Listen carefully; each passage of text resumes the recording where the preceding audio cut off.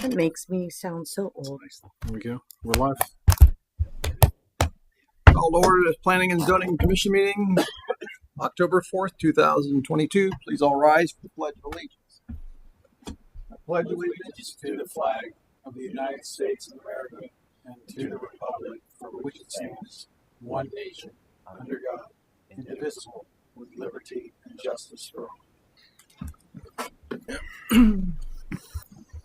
You would please call the roll. Mr. Redmond. Here. Mr. Kressler. Here. Mr. Weisgerber. Mr. O'Neill. Here. Mr. Bateman. Here. Next order of business is review and approval of the minutes. We've got two different minutes, one from the working session for the food trucks, which was dated August 16th, 2022. Any comments or changes to the minutes? I move we approve the minutes of August 16th meeting as transcribed. Second. Mr. Kressler. Yes. Mr. Weisgerber. Yes. Mr. O'Neill. Yes. Mr. Bateman. Yes. Mr. Redmond. Yes.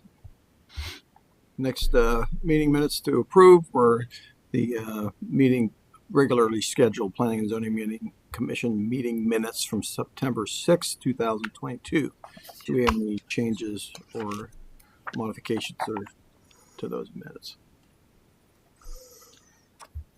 I move we approve the Planning and Zoning Commission minutes from September 6th as transcribed. Second. Mr. Weisgerber. Yes. Mr. O'Neill. Yes. Mr. Bateman. Yes. Mr. Redmond. Yes. Mr. Kressler. Yes. All right. Next order of business is a public hearing for case 2208. We got open forum afterwards. I don't know if we want to move it forward. Might just change it to move it forward since we've got Mr. Stanton signed up. Is that the case you wanted to? It says chapter. That's okay. Yeah. So let's go ahead and do we have a motion to? Pertaining to what you're going to do, other issues you want to take it. Oh, it's not regarding the text amendment. Oh, then we won't change the. Okay. All right. So let's. Do we have a motion to open? Go into public hearing for case 22-08. So moved. Second. All in favor? Aye. 5-0. Motion carries. All right. Mr. Wright, would you like to please? Thank you, Mr. Chairman. So we have an amendment this evening to Chapter 1115, or an amendment pursuant to Chapter 1115 for the Chapter 1156, which is the regulation of recreation and other wholesale and retail warehousing in the light industrial district. And so, without belaboring the point too much, we have principal uses, accessory uses, conditional uses, special exceptions. Commercial recreational uses are permitted in the light industrial district, business corridor, and business retail district. Commercial recreation uses are also conditionally permitted in the historic district. And I've provided those definitions in the memorandum that was available for review. Put simply, we've been, on the heels of adopting the comprehensive plan, and on the, with the thought that, ultimately we're going to be engaging in a wholesale rewrite of the zoning code soon, we started looking at what, the compatibility of uses, and looked at commercial recreational uses, and also looked at commercial wholesale and retail warehousing in the light industrial district. The light industrial district is our economic generator for the city. It's a commerce park. That's really the only area that's owned light industrial. Primarily, that's where the bulk of that is, and that really should be a focus on manufacturing, technology, research, jobs, job creation, job retention, economic innovation. And so when we looked at those things, commercial recreation, typically there's a large demand on services, usually from a parking perspective. They're large demand generators. They don't generate a lot of employment. They don't generate a lot of investment. And then, also with that, warehousing uses don't generate a lot of employment in that regard either. And so if the goal is to preserve in conformance with the comprehensive plan adoption, the Commerce Park as an economic engine, these amendments proposed before the commission, which the commission has seen, would basically move those to if you look at the red line that was included in the staff comments there, and they're a little hard to read because they got some grayed out proposed text amendment red line version, you'll see their retail warehousing is moving to be a conditional use, as is wholesale warehousing, with an important footnote subject to it gives an additional level of review so the Planning and Zoning Commission can assess that on an individual basis as opposed to a by right basis, and also look at the nexus between that operation and another principally permitted office research or other similar use that would be permitted in the light industrial district. Similarly, with the commercial recreation, those uses have been struck. They have been struck from the light industrial district, and the target range has been moved from a permitted use to a conditionally permitted use in that regard. So, with that, the impact there's no definable fiscal impact currently with this, but we believe that this will be positive in that it will promote, the type of growth, reinvestment, job creation in the Commerce Park, what that area was intended for, and not have placeholder uses or low, what I would call lower intensity, high demand type uses of a recreational nature. So with that, the recommendation is to adopt the proposed text amendments as presented, or to adopt a motion to recommend that to council pursuant to Chapter 1115, Section 1115.07A of the Planning and Zoning Code, and to direct staff to forward that recommendation to council consistent with the code requirements. Okay, thank you. Any questions or comments? I can give you a really old history on this. Yes, please do. April 1st of 1974, I was appointed to the Loveland Industrial Development Committee, which is how the industrial park came to be. And at that time, we had really not even thinking about recreational in that. That was to be industry. Mm-hmm. Probably over the years, you always look at other communities for samples and stuff. Probably the recreational got slipped in because somebody else had a gazillion acres they could develop, and they said, yeah, sure. So from when we first started this industrial area there, the thought was industry business, not a warehousing. I know that we didn't want warehousing way back then. We wanted businesses with a lot of employees working in the city. So that's just. And Ray Nemi was city manager, and Dr. Boyke was the mayor. That was 48 years ago. That's a pretty good memory. I just happened to find the letter recently. And Mark, it's important to point out there's only one remaining vacant parcel in the Commerce Park.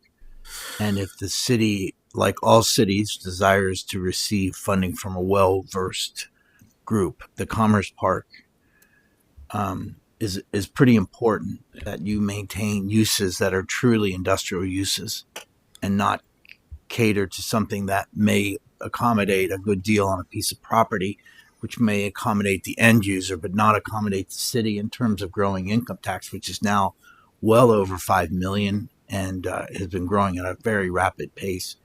You take the schools and you take the industrial park, Keith McCluskey and Mike's Car Wash alone, not to mention. So it's pretty important that and any city would do this. This might be one of those things where no one's going to disagree that you need to capitalize as well as possible on those uses.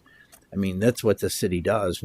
When Mike's Car Wash needed an expansion and came to our office and said, I'm looking to leave. I mean, that's part of what we do. We have to keep them there. So in light of that, you also need to make sure that the uses that you're doing, this all leads to what we're doing beginning in 2023. We're going to invest significant money in a complete and total rewrite of our zoning code. I should have done it years ago. But now on the heels of the comprehensive plan is when it is the most apropos to do it. So that's a biggie. So this would have never passed through a major rewrite of the zoning code. So I think it's a good move that we do this. We get this cleaned up. We're not sitting there. Eva's not having to fight with somebody who wants to put something that is good and convenient for them, but not for the city as a whole. Yes. Well, I would agree. I think oftentimes where you probably see the end result of not having something in place is, when a place gets released or reused. I've spent many Saturdays and Sundays in industrial parks, a lot of times by airports. They need the free span space without the columns for fields and then they need the structure height. So it's more of a building driving the use. So that's not the intent, and having something in place is probably a good idea. So I would agree. This is only related to the industrial, Correct. correct? 'Cause We're- not. I know there's another. What is it off There's so the proposed amendment. showing up in other areas that There were some formatting changes just because of the red line. If you look at the red line there, you'll see there was light industrial district. We struck commercial recreation. The permitted. We struck the non-commercial recreation conditional. We struck the target range indoors from permitted to conditional. You'll see on page 34, you'll see the permitted retail warehousing was made a conditional, and so was wholesale warehousing. All those font, not bold changes. That's just me being meticulous. I don't like when you have bold, non-bold, just kind of going through it. If you get a chance to change it, you get it right, and that's kind of it's just formatting changes basically. So content-wise, you're correct, sir. okay. I would point out. Let me see if there's anything else I missed in my review here. On commercial recreation. Yep. Nope. Everything's. Yep. We're all squared away on that. So. Now, I'm going to ask a procedural question. In order to vote on this, do we need to pull this out of public hearing? Close the hearing. Close the public hearing. Okay. Yes. And sometimes we voted Was anyone signed up to speak during on it, this? but Or it's fine. No. Mr. Stan's on. He's talking about. He was talking. Speaking on something else. Okay. Yeah. Okay, that's fine. Do we have a? I'll make a motion to move out of the public hearing. Second. All in favor? Aye. 5-0, motion carries. Okay. Do we have any further discussions, or would like to make a motion, or do we have any other? Just a question. Sure. So procedurally, we're recommending the initiation of the zoning text. Actually, Correct. we already initiated it. Okay. So pursuant to 03A, I think.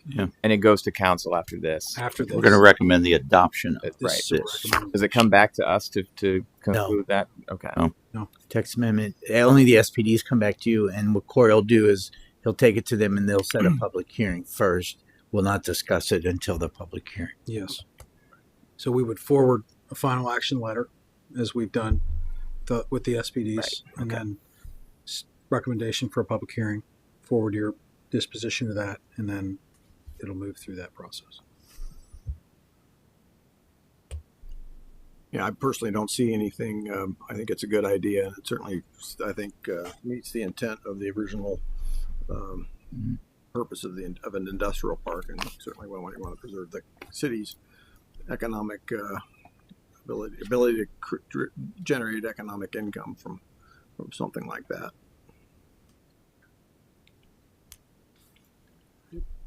Want a motion? Do we have a motion?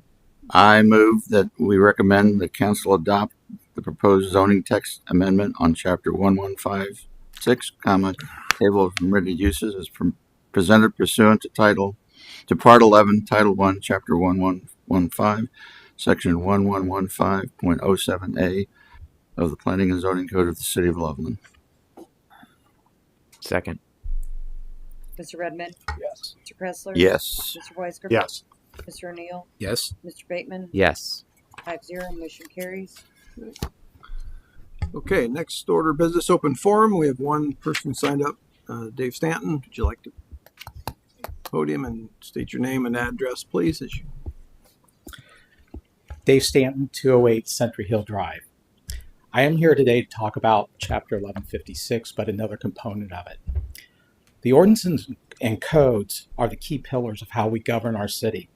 The provided guidance and governance of these codes instills a predictable and consistent model in managing the city. This allows the citizens of Loveland and future citizens to make intelligent decisions on where to live and where to work. We elect our city council members and entrust them to employ and appoint committee members that will uphold and enforce the city ordinances and codes. When there is a failure in the governance model, the foundational principles of our city starts to fall apart. I'm here today to discuss the issues around Fisher Homes and Blossom Hill and pertaining to 1156. I've discovered that Fisher Homes is out of compliance with Chapter 1156 in the structure height of their multifamily buildings. In their building plan in the front elevations of units 501 and 601 shows a structure height of 42 feet, exceeding Chapter 1156 structure height for multifamily at 40 feet by 2 feet. Here's the documentation I have in the plans that Fisher did share with me that shows 42 feet. In review of the planning and zoning meetings, I have not found where a variance request from Fisher Homes requesting Chapter 1156 structure height for Blossom Hill multifamily building be changed to 42 feet. In the approval of the rezoning, there were several items that referenced a 40-foot structure height and referenced the home at 214 Century Hill elevation, and that no building would be higher than that reference point. In the 6121 site plan review application for the Blossom Hill subdivision, additional criteria that was approved, item 3 of the 7 items stated, townhomes not to exceed 40 feet in height. I found that in the rezoning approval, there was a reference to mean roof height as a measurement for structure height. This is not part of Chapter 1156 in regard to structure height. According to ASCE 7 architecture rules, mean roof height is used to calculate design loads and basic wind speeds and snow loads in determining truss engineering and wall stresses with their openings. Mean roof height has nothing to do with determining overall height structure. If you use the mean roof height calculation for structural height, technically you could have a building with a structure height of 50 feet. The legal definition of structure height is height of the building means the height measured generally from the formed ground level within the plot, abutting the road, or passage excluding ramp, if any, within the plot up to the roof height and the topmost livable floor.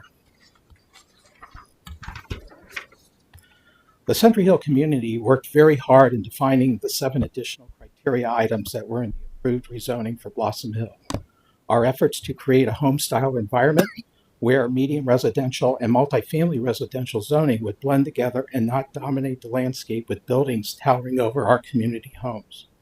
We put our faith into city management and asked the city's assurances that agreed upon item 3 of the additional criteria in Chapter 1156 structural height at 40 feet would be held to in the development of Blossom Hill with Beaver Creek Management and Fisher Homes. City management has responded and told me that Blossom Hill buildings are in compliance. I must respectfully disagree, as it is documented that buildings exceed 40-foot structure height for multifamily buildings as stated in Chapter 1156. I would appreciate an explanation from city management on how these buildings are in compliance. And as I've requested, Dave and Corey, I am available to meet with you when you're scheduled in the next week. Thank you for your allowing me to talk today. Looking forward to meeting with you.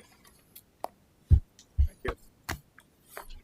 Does no one else sign up for public forum or open forum? Next item of business, communications. Do we have anything from the city on?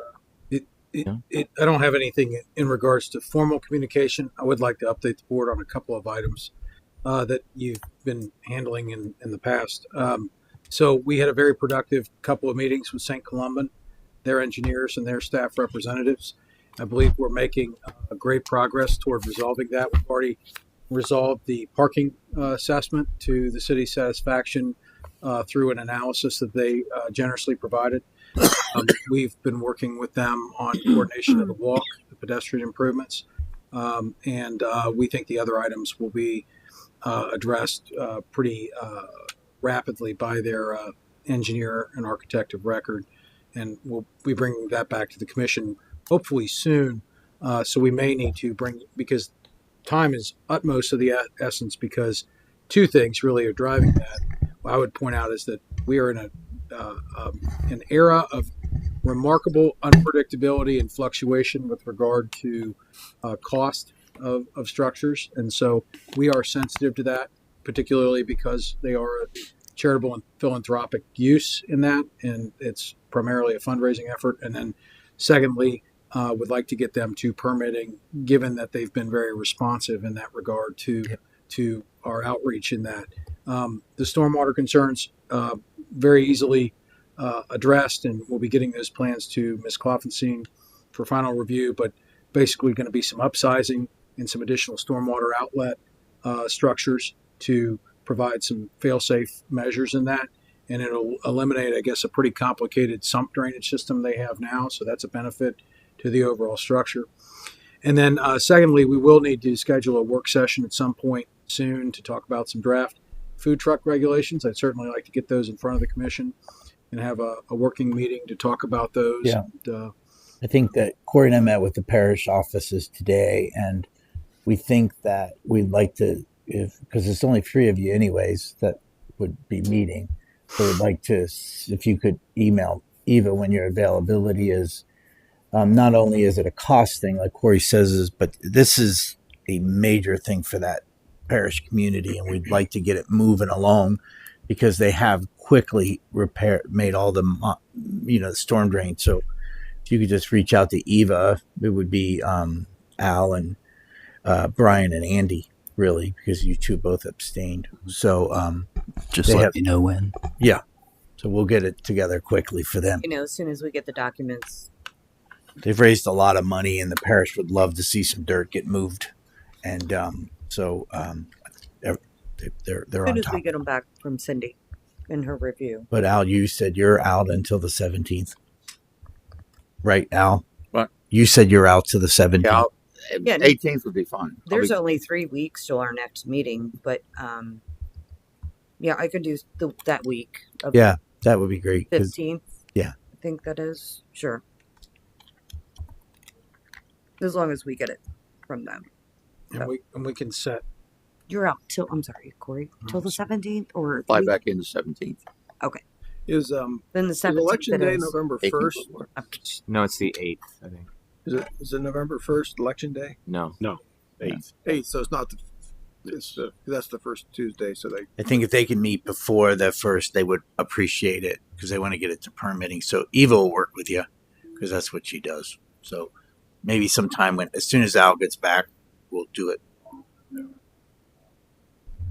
Mr. Redmond. Just a quick question to staff. Do you foresee any other topics coming up for that meeting, as a special meeting? Because even though we'd have to recuse ourselves on that topic, there's others, then we need to make sure we're available as well. I don't have anything Okay. Not supposed to be that I know is coming our way this late in the year. You know what I mean? Usually No, site that's fine. plan I just reviews been are a making little sure that earlier if we need because they to want to do their footers and all that, foundations before winter. But no, that was a good question though. I try. And we can, and, You can still come, Rob. and we can either schedule a regular meeting in November for the food truck, just to have those as a point of discussion under new business, and do it that way. Again, this is just draft. These are just draft regulations. There's, or with it, I'm sorry, Ava, go ahead. So we don't have to call it special planning and zoning. I mean, I guess we could. We used to have 2 regular meetings a month prior to us going to one meeting. Would it be beneficial just to add the work session on that same evening under communications, or do you want it as a case? I wouldn't be available on the 18th. So Okay. Hence my question. We could just move that to November. It's up to Well, staff. council is the It's up to staff with regard No, to it's the not. work session. I think if you can get the So- 3 that are going to be a part of the Okay. meeting, and that's the only item Okay. Yes. on the Okay. agenda. very Nothing good. personal, doesn't matter what Rob and Mark can do. And then- Gotcha. Okay. That was sort of a commitment that Corey and I made today to the pastor and to that we would do what we can. We made a promise that we'd do what we can to get as soon as possible, within reason, to get all of you back together. Were you in a confessional? It was not in a confessional, but the collars on and they were asking us for a favor. So it just felt right. And you heard the thunder. It just sort of felt right. So we'll shoot Is for that the train or is that thunder? That's a train. We'll shoot for the week of the 15th for that case, for the disposition of that, to reopen that since it's been continued in process. And then we'll just set the food truck stuff for November, if it pleases the commission. That works. Perfect. Very good. Any other communications? Nope. We have a motion to adjourn. So moved. Second. All in favor? Aye. Hey, Dave. You have a second? Jesus. Can I